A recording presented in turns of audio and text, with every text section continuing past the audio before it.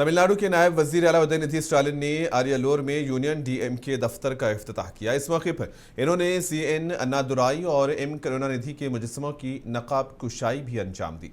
इस मौके पर उदयनिधि स्टालिन ने कहा कि डीएमके बानी रहनुमाओं के नजरियात को आगे बढ़ाना पार्टी की जिम्मेदारी है और अवाम की खिदमत ही उनका असल मकसद है।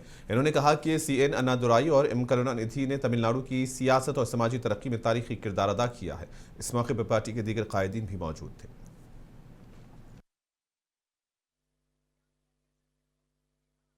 டாக்டர் கலைஞர் அவர்களுக்கும் பல்வேறு இடங்கள்ல நாம சிலையை திறந்து வைக்கிறோம்னா என்ன அர்த்தம்?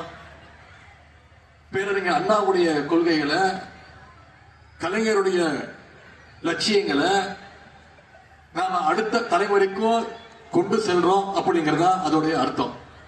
ஆனா ஒன்றிய பாஜக அரசு என்ன பண்ணிட்டு இருக்கு? தமிழ்நாட்டுக்கு எந்த நன்மையும் செய்யறது இல்லை, எந்த திட்டத்தையும் கொடுக்கறது இல்லை, நாம கேட்கிற நிதியும் கொடுக்கறது இல்லை.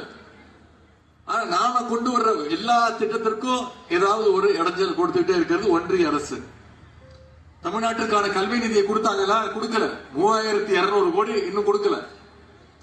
குடிநீர் திட்டம், சமீபத்தில் 100 நாள் வேலைவாய்ப்பு திட்டம், அதற்கும் இன்னைக்கு தடுத்து நிப்பாட்டுறதுக்கான முயற்சியில ஒன்றிய அரசு இறங்கி இருக்கு.